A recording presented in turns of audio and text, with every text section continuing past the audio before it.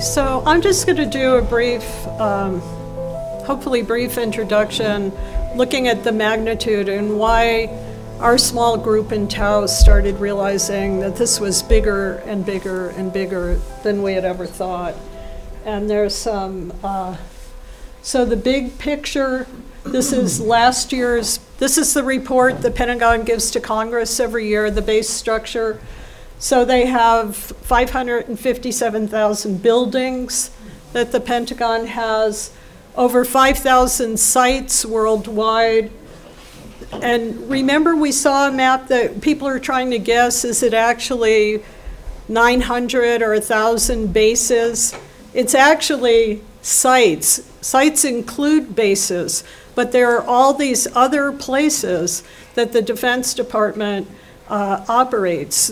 Some of them are called camps, some are their off-site locations. We're talking about an incredible number of sites and, you know, almost 28 million acres. This is very, you know, a very big thing. This is just to show sort of the global tentacles, and, you know, you can find that online and read the small print. It's just to show this map would never be published in the US. This is a Canadian map made about the US bases.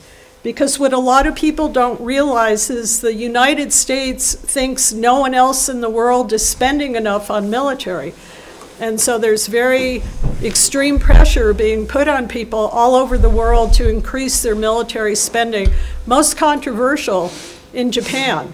Japan has a pacifist constitution that forbids them from having really anything besides a very small defense budget. And dating back to 2004, the first time I was in Japan, every day in the newspaper was the Americans are pressuring us to amend our constitution and get rid of the pacifist plank and to spend more money on militarism. And so this one shows there's US spending and there's the rest of the big spenders. And what the myth is, it's actually more on the US, because when the US sells F-35s to South Korea, we taxpayers still are paying for most of it.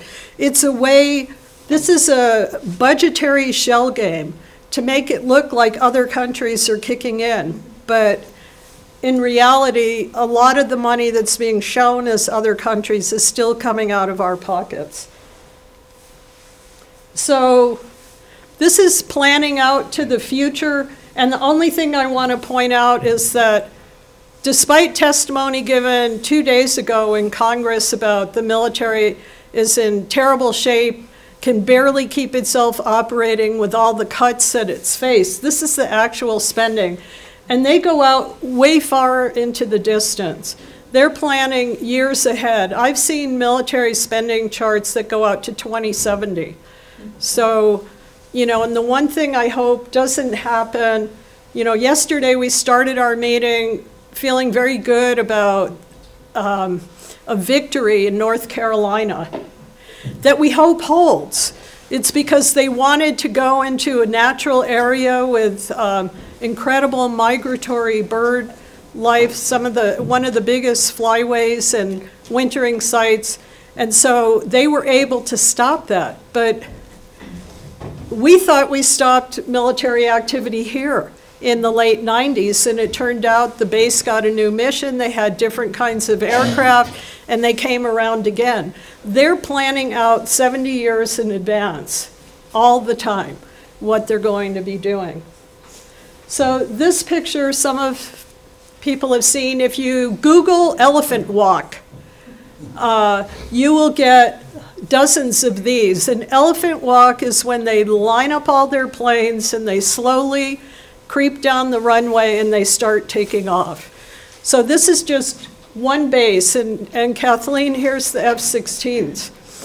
You know, that's, we're talking about an enormous amount of equipment, aircraft, ships, that goes on and on and on. So this is the one that makes me very unhappy, and I know it's hard to read, but if you look at that blue line, that's Air Force training funds. Something is coming that is a huge increase. That line goes way up there in the next few years. Where is all that training going to be happening? And how is all that training being funded? You see, the Navy is shown slightly less. It's more level, but there is a planned great increase, and I think it's related to the turkey that can't fly, the F-35. $1.5 trillion program for a new Joint Strike Force fighter bomber that can't fly in the rain. They've never been able to protect it from lightning. They've tried all kinds of lightning rods, and it would go down in a lightning strike. It's just a very bad thing, and the government had sold planes to countries that are now bankrupt, like Spain and Greece, and our government is actually forcing them to keep buying these F-35 fighters, even though their own country really needs the money for more important things, like sustaining itself and its healthcare systems and its education systems. And then this is the real trend. And the only line that's important, what's staying level, is special ops. Where the military is going is all these special operators, as they're called, that really operate very independently. Hollywood couldn't wait to make a movie about the murder of Osama bin Laden and showing how the Navy SEALs and going in there. The money that we're talking about is going into special operations. And these are, current numbers. They go way out into the future. So you find a map, and I don't know why it's so big there, but you go online, you find a map that says there's 87 Air Force bases on the continental US, but in reality there's 274 because they didn't count naval air stations, they didn't count National Guard bases, Marine, Army airfields. Everybody has an Air Force. The Marines have an Air Force, the Army, the Navy, and of course the Air Force. And that is pretty extreme. So here's just some sample costs per flying hour. And this slide is the one where in my day-to-day life, as I run into people and I talk about why I'm opposing all this endless military training, these are the costs per hours. I could have put up every plane, but the B-2A stealth bomber used to only cost $86,000 an hour to fly, but now it's up to $135,000 per hour just to have that plane in the air for training purposes. The F-22 is up to $54,000. The F-22 is very troubling because their stealth coating is sickening. The people that actually have to clean the plane afterwards, the maintenance crews, the coating on the plane is so toxic that it's harming the people that work on that aircraft. And we're assuming that that is going to hold also for the F-35 and for future. I started out as an anti-nuclear, very much focusing on anti-nuclear until I realized how big the Pentagon thing was and that nuclear is really, in the big scheme of things, as horrible as it is, a micro topic within this gigantic umbrella that's going on. But the Pentagon needs, and there was a hearing on this 2 days ago, they must have 80 to 100 new bombers solely for the purpose of dropping nuclear bombs. That is the only function that our current aircraft can't do. And so that is on the drawing board. But the Air Force, the nuclear Air Force is a mess. I mean, the public's heard about some of it, and they mistakenly ship nuclear missile fuses. They lose this stuff. It's in transport all the time. A lot of us probably aren't aware, but here in New Mexico, there's an endless stream of nuclear bombs on the roads going from Los Alamos to Kirtland to Pantex in Texas. It's like back and forth, back and forth. They're constantly on the road. If New Mexico was a country, it would be the 3rd biggest nuclear power in the world. There are 1,200 nuclear bombs just sitting in Albuquerque. So, you know, we need to keep that in mind. And so 9 Air Force commanders were just fired. Everybody was cheating on their tests. That was a recent scandal. And then there's the whole issue of, is the country for the people or is it for the Pentagon? Because the Pentagon generates 1 ton of toxic waste per minute, and that's their numbers, okay?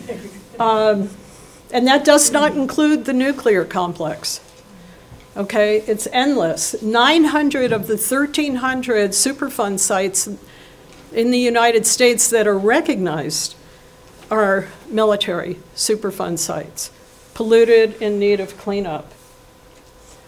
So Camp Lejeune is a good story because when we go to these meetings, the scoping meetings and the public meetings on environmental assessment and the like, we're always hearing that the training has to happen because they're taking our young men and women, which is true, and that they have to get the best training possible. But on the other hand, they would cover up for 30 years that they were giving people toxic water to drink on one of their bases, Camp Lejeune. 1 million people lived and worked there drinking this toxic water.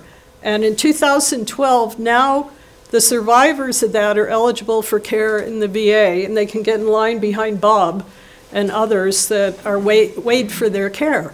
So 500,000 people qualified for VA coverage because the Marine Corps poisoned them while they were living on base. And that's not the only example. Camp Minden, Louisiana, that's tons and tons of explosives. The Army left the base. A private company, Explo, came in, was continuing to produce explosives. They went bankrupt and they walked away. And because it's in Louisiana, the EPA gave them permission to just burn it in the open air until the people learned that they were going to have 80,000 tons of explosives burned every day for over a year. And so they've organized and rallied, and right now it appears the Army is going to spend the extra money to find another way to treat it. They would like to send it to Utah, which is where they deal with a lot of these unused explosives. We bought all that. And they're making more today. And there's tons and tons. Each one of those is a drum full of explosives that is never going to be used. Now, they blew up on their own recently, and that's what brought in the EPA and the Army and the community. And, you know, that's quite tragic.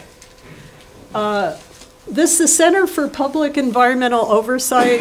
After the last BRAC, the base realignment process that the military goes through and they close bases, this organization formed because it wanted to make sure that the bases were going to be safe for civilian use. And, you know, most munitions are never used in war, as the slide says. They just sit around. And then they become outdated. Now, I could see a loaf of bread or something, or we hear all the time the nuclear bombs are outdated and we need new ones or new parts. But so here's what they have on hand right now, over 1 billion pounds of munitions that they don't even know what to do with. I mean, there is no safe way to deal with this. And I like to quote, one of the best talks I ever heard was Winona LaDuke, a Native American activist, said she thought the US should run on mom's rules, which you can't make a new mess till you clean up your old mess. And, you know, I like to cite that. And that's actually something that a lot of people, as you talk to regular people and you say, well, what about mom's rules? What's mom's rules? Almost every mom, dad, sibling, it's like, you can't make a new mess till you clean up your old mess. So, you know, I'm always looking for language that isn't alienating as we talk to people, that they really get, you know, what it is we're talking about. So corruption in the military, I felt I wanted to share a little about that. The Pentagon has never passed an audit. People know that there are several pallets of US $100 bills that disappeared in Afghanistan that people saw being offloaded, and no one knows where that money went.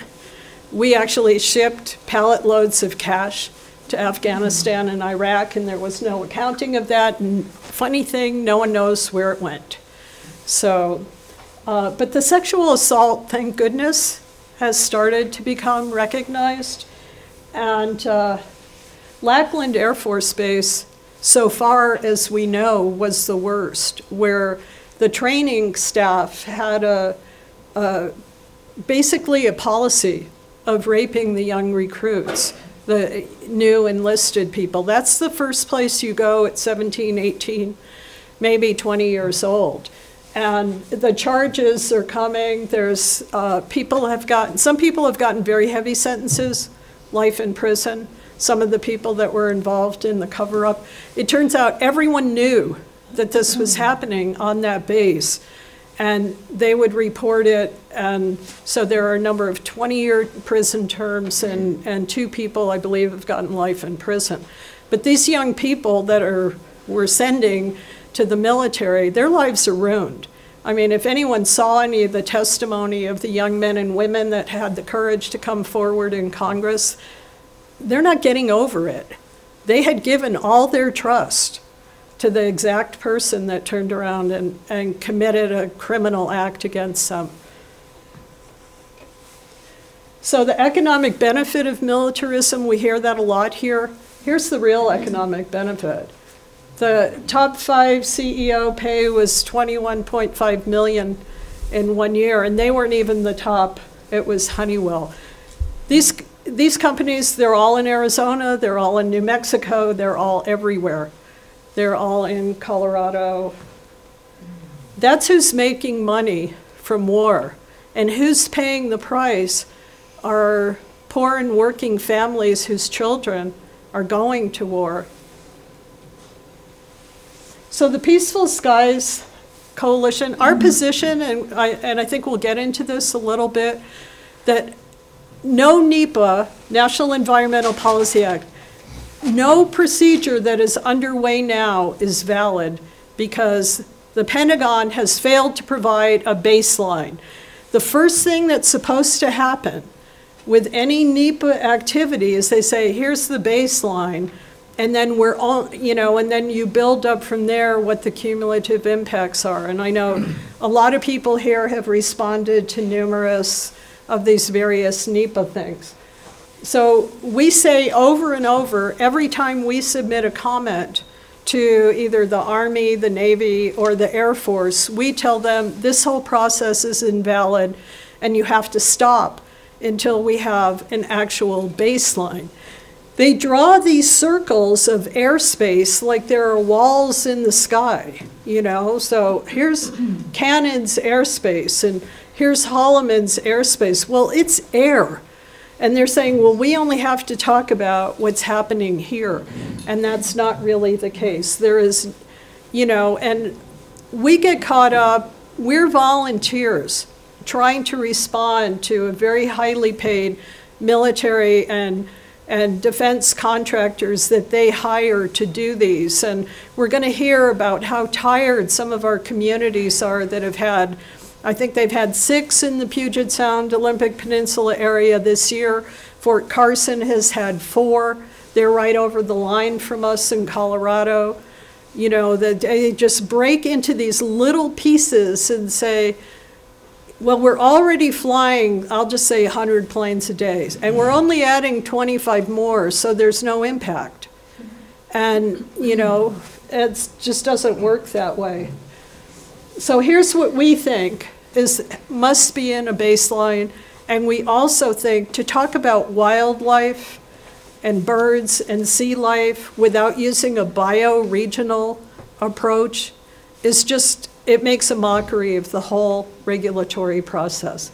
To say, well, the Gunnison sage grouse hatches its young in, you know, May. So we won't do things in May, we'll do it in January. You know, that isn't how nature works at all. And then, I'm taking off the microphone.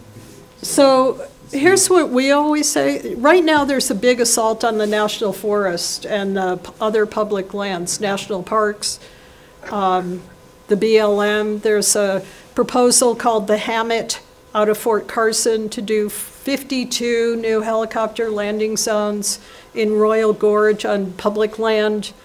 And we're going to hear a little more about what's going on in the Cibola National Forest, the Olympic National Forest, and others. Our position is no military use on public lands.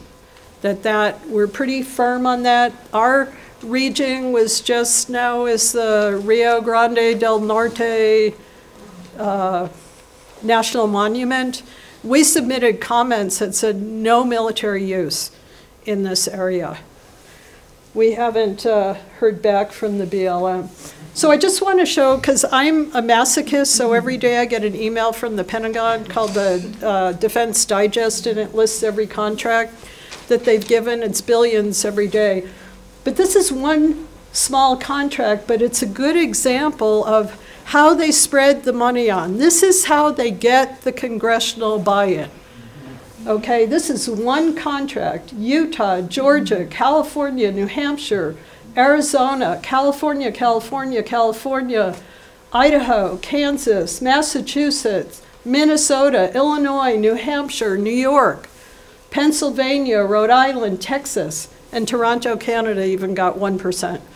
So they take the funds and they scatter it, and they immediately have, how many members of Congress is that? They have all those members of Congress now scrambling to keep that program funded.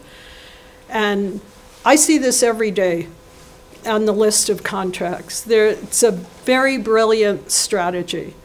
It really is. And, you know, so this is what I hope we talk about. And I know it's hard to read, but can we zoom it out a little bit? Here's this is a Gallup poll where they read a list of institutions in American society and say, which do you trust? What do you have confidence in the most? And it's the military. And the military went up and is consistently going up. Despite all what we know now about the sexual assaults, despite what we know about the pallets of money that just disappeared, despite what we know about the pollution, this is our challenge. It goes military, small business, the police, church or organized religion, the presidency, the medical system, the Supreme Court, public schools, criminal justice system, banks. How'd they even get on there? And banks are going up in trust. TV news, newspapers, Congress is at the bottom, and their confidence has gone down. But this is a real dilemma for me, because in my daily life, I work for real people. I've worked in public health for more than 40 years. I'm helping run a community center. We do programs with children all the time. How have we failed to get the message to the American people? But here's good news. We're here. Our friends that are joining us online and by e-meeting are here. This is a first. And this is the way that I can end on an upbeat note, because there's something growing here where people are coming together. And I just have one. This is front page news in Japan, Tokyo. We've got the former mayor of Taos down at the bottom there, and the former governor of Piqueres Pueblo, a picture of Taos Pueblo. We get more media coverage in Japan than we get anywhere in the US. because they feel anything we do is going to benefit them.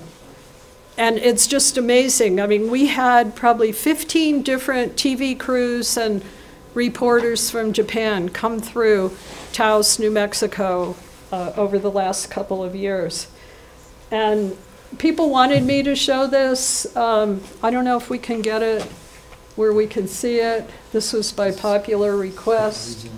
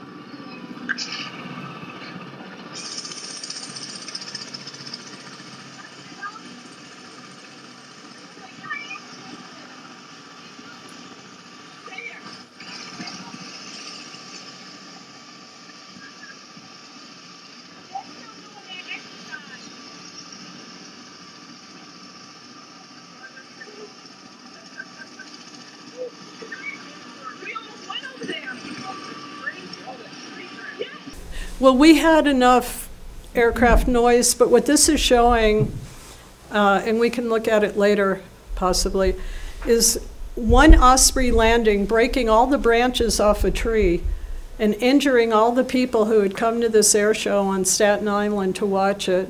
And you see all the EMTs and everybody rushing over to aid the people. And the Osprey lands and all the military guys are running the other way from where the people are injured, and then they all get down with their guns. They were trained to, you know, demonstrate how they come in and land. So we will have a chance, we can watch it later. But I just wanted that big picture. We're dealing with an institution that is very much trusted by the American people.